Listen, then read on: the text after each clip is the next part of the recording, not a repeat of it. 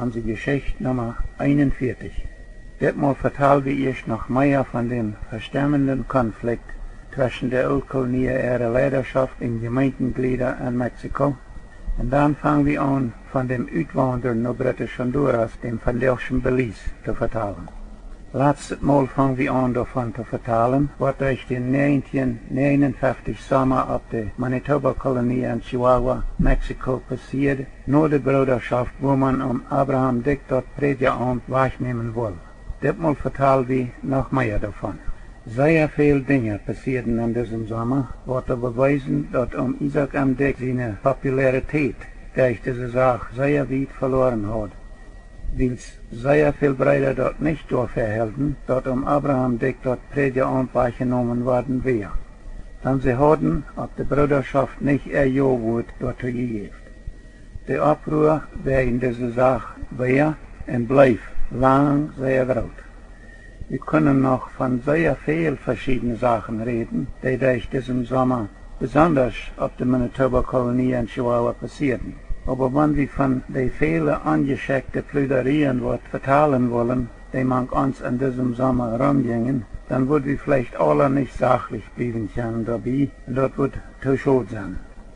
Schließlich will Isaac am Dick diese Sache zum Einbringen, indem er dort zurücknehmen will, dass sie Abraham Dick dort Predigen aufgesagt haben. Aber Bernhard Wieb, der neue Mitälteste, den Isaac am Dick dort gebraucht hat, diese letzte Bruderschaft aufzuholen, der wir damit nicht einverstanden. Als ältester Isaac am Dick dort überdacht durchführt, dann fängt der sogenannte Mitälteste Bernhard Wieb an, seinen eigenen Donnerdagsitz mit den wenigen Ohms, was seine Anhänger wären, in Rosenfeld am Schulhaus aufzuholen. Diese wenigen Ohms planten von dort an, wo sie sich von der Gemeinde auftranen und nur die Nuevo Casas Grandes gehen tragen wollen. Ältester Bernhard Wieb und die anderen Prediger, die in dieser Sache seine Sied nehmen und wachtrocken, wurden mit dem sich von der Gemeinde tranen, die erste ölkolonische Ohms, was ihren Bund mit der Gemeinde brüchen. So sagen viele Brüder dort an. Dann viele von den Ohms hatten immer, wenn von ihren Gliedern wer von der ölkolonischen mennonitischen Siedlungen wachtrocken, gesagt, dass so eine Glieder ihren Bund mit der Gemeinde brüchen. Wer entweder trägt nach Kanada trug oder nur die Quellenkolonie oder selbst wohin, der wird als ein Bundbrecher gestempelt. Diese Ohms in der verhältnismäßig kleine Gruppe Glieder, die mitreichen wollen, kauften dort vielleicht Land wie Nuevo Casas Grandes, was nun bekannt ist als die El Capulin-Siedlung. Bernhard Wieb und etliche andere Familien von dieser Gruppe trocken auf die kleine Buenos Aires-Siedlung ab, die al ein paar Jahre eher gekauft worden war, und die ewige Familien trocken auf ihre neue El Capulin-Siedlung ab. Vor etlichen Jahren werden die Lied von beiden Siedlungen, Buenos Aires und El Capulin, taub eine Gemeinde und Bernhard Wiebe wie ältester. Nur beide Siedlungen werden selbstverständlich meistens so ein Lied angetroffen, was auch jeden Traktisch mit Gummerreifenräder wären. Bernhard Wieb und die anderen Ohms auf diese beiden neuen Siedlungen teilten die ölkolonische Gemeindenglieder auf der Manitoba-Kolonie mit ihrer Ohmstaub verweltlicht, weil die Gummerreifenräder und Traktisch dort nicht mehr streng verboten wären und weil es Abraham Dick weiter mit Freiheit predigen darf. Manche Ölkolonien auf ihre 4 Kolonien, Durango, Manitoba, Swift-Current und Nordkolonie, wird dort immer so, dass wenn irgendein Prediger mal wo auf eine andere Kolonie spazieren kam, dann wird er angekriegt, dort an ein von ihren Kirchen zu predigen.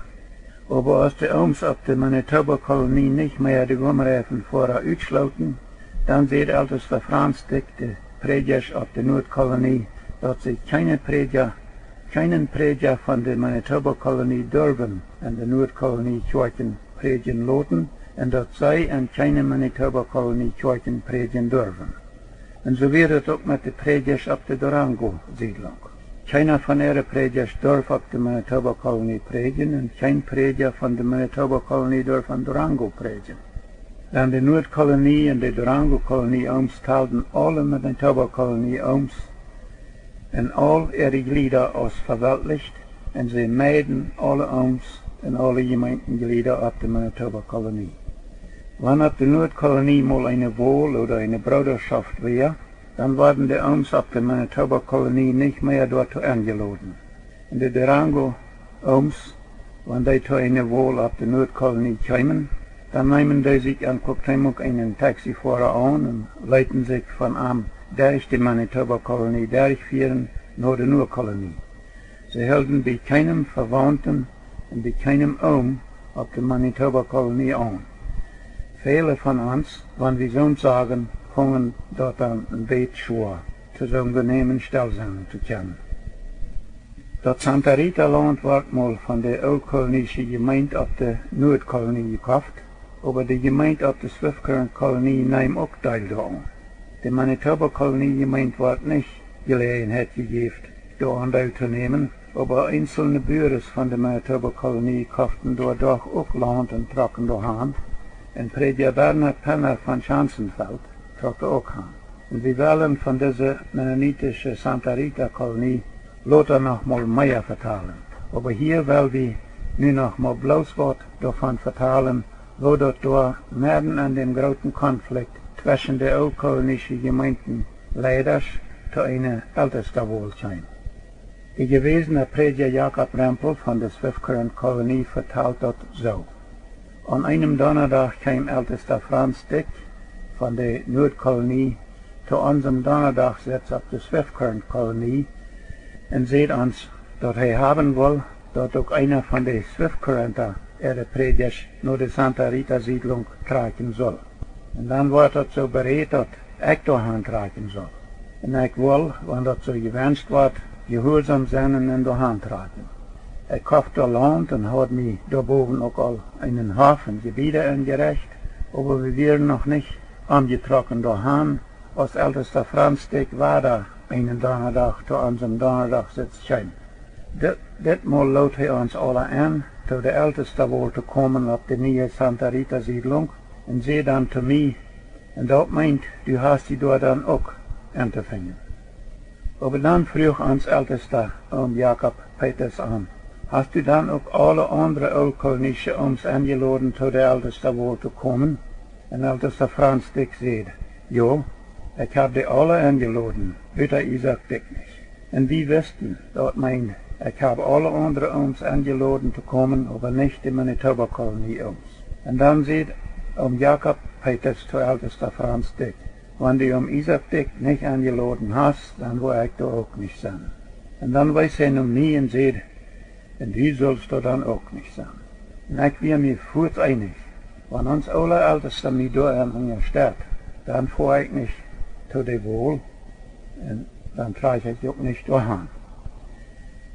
Diese traurigen Ereignisse bewiesen, wo stark und groß der Konflikt zwischen oldkolonischen Gemeindenleitern in Mexiko geworden wäre, während das menschliche Gebot oder Gesetz, dass die Formen nicht ihre Traktoren mit Gummreifenräder brücken sollen. Lothar noch mal mehr von Santa Rita.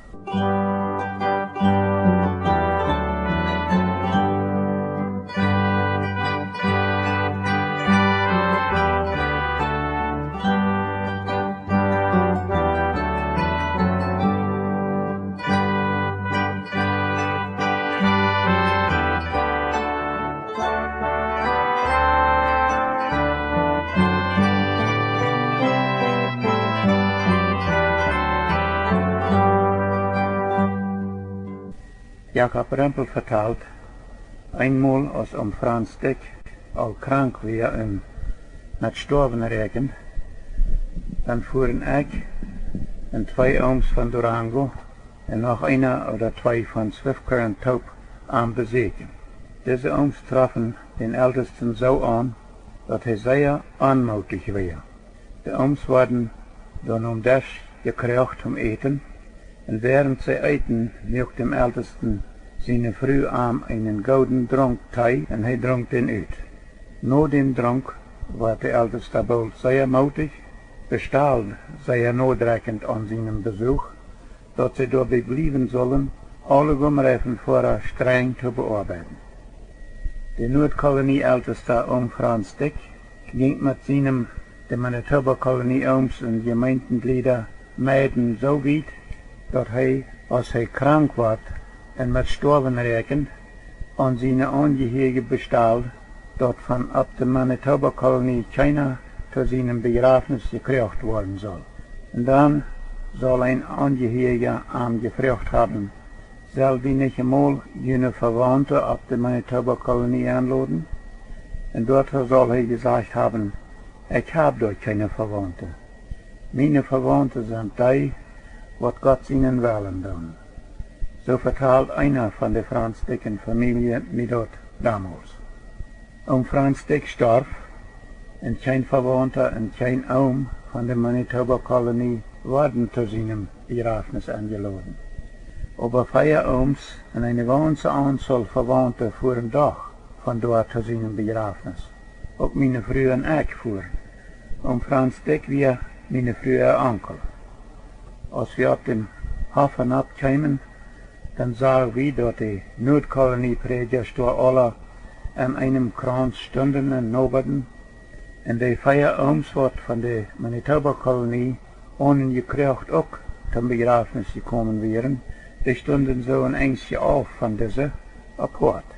Ich beobachtet alle so ein Bett und mir sagt so, die Spannung zwischen diesen 2 Gruppen von Ooms wäre sehr groß. Mir sagt so, die Nordkolonie-Ooms posten sehr ab, dass sie nicht einmal nur die Manitoba-Kolonie-Ooms checken würden. Und die Manitoba-Kolonie-Ooms checkten immer so ein Bett nur dem Kranz von Nordkolonie-Ooms. Mir sagt so, die lehren da noch, dass sie wollen gekriegt oder als Gast abgenommen sind. Aber nichts passiert. Mir kam dazu an, die Manitoba-Kolonie-Ooms sollen doch bloß mal die Nordkolonie-Ooms können und sich so tun, als wenn sie gar nicht daran dachten, dass sie da nicht willkommene Gast wären. Aber das passiert auch nicht. Und als dann alles reit war und die Begräbnislieder angekriegt wurden, dann stellten die Nordkolonie-Ooms sich noch immer so, als wenn sie die Manitoba-Kolonie-Ooms gar nicht sagen und gingen an und an. War das kein an, stellt ihr doch so, als wenn die dort gar nicht merken, dass die hier nicht willkommene Gast sind. Geht doch bloß mal die selbstgerechte Nordkolonie-Ooms und geht mit an eine Reihe nähen, so sich das gehört. Aber sie bleiben da büten stehen. Das sagt so, als wenn sie nicht wüssten, wo sie sich in diese gespannte Leo abstahlen mussten. Mit einmal kam Franz Dicken erst schwer sehen und kriegte die 4 Manitoba-Kolonie-Ooms nähen. Sie sahen sich gerne die breite Hahn, nicht wie die Nordkolonie-Ooms. Der neue Nordkolonie-Älteste Bernhard Peters trug die Leichenpredigt vor, ohne einmal davon zu reden, dass auch noch Manitoba-Kolonie-Ooms wären. Ohne einmal zu sagen, dass Hennig Dick, den verstorbenen Ältesten Franz Dick, sein Neffe, auch an der Versammlung war. All das fällt sich sehr unheimlich. Ich dachte an Jesus seine Wort in Matthäus 12,24, wo er sagt, jeder Reich wird mit sich selbst uneinig wird, das wird wiest worden, und jeder Staat oder Haus, wenn das mit sich selbst uneinig wird, kann das nicht bestehen. Das wird bei uns auch Kolonien immer so, dass, wenn ein Oom begraft wird, dann schaffelten die Ooms sein Grab zu. Und als das hier auch so passiert, dann stellten die Nordkolonie-Ooms sich noch immer so, als wenn sie das gar nicht möchten, dass auch noch Manitoba-Kolonie-Ooms wären. Aber nu endlich deed Isaac am Dick mal, was ich al von Anfang an dacht, dass diese Ooms tun sollen. Er ging zum Mank, checkt einen jungen Nordkolonie-Prediger freundlich an und sagt, lass mich mal ein bisschen schaffeln. Aber die Nordkolonie-Ooms stellten sich auch wieder noch immer so, als wenn sie das gar nicht möchten, dass die Manitoba-Kolonie-Ooms auch die Begräbnislied wären. Von diesen großen Spannungen, die zwischen den Nordkolonie-Ooms, die Swiftcurrent-Ooms, die Durango-Ooms und den Manitoba-Kolonie-Ooms zu merken wären, der ist noch lang und viel von geredet worden. Wir können uns noch sehr viel mehr davon vertellen, was das Konflikt zwischen der Oldkolonischen Oms mit sich gebracht hat. Auch von was das Völkern gedonen hat zu den gemeinten Glieder auf die verschiedenen Siedlungen. Aber wenn wir von all den Unschädlichkeiten an beiden Seiten viel vertellen wollen, dann wird es nicht zum sachlich bleiben beitragen. Aber ich glaube, wir müssen noch erwähnen, dass viele oldkolonische Lieder nicht leicht fangen zu wählen, zu wohnen oldkolonische Gemeinden gehören wollen. Und dort wir traurig. Das Utwandren nach Britisch Honduras, nach dem vandaagschen Belize. Mitten in dem großen Konflikt während der Gumreifen-Rede und die Traktorsprocken wird mit einmal regelmäßig nach Britisch Honduras auszuwandern. Aber was wir dort, was in den Lot 1950er Jahren mit einmal so viel Lied in Chihuahua, Mexiko, nach Britisch Honduras, nach dem vandaagschen Belize haben uitwandern zu wollen. Na dat plannen an nach Britisch Honduras, nach dem vandaagschen Belize tragen, fangt ich Peter Harvey Wied von Weidenfeld Nummer 28, auf dem Chihuahua, Mexiko an. Aber unser Titelrand all war auf. Nächstes Mal vertellen wir uns von den Chihuahuischen Mennoniten ihrem Uitwandern nach Britisch Honduras im vandaagschen Belize. But nächstes Mal. Ich sehe George Tremble.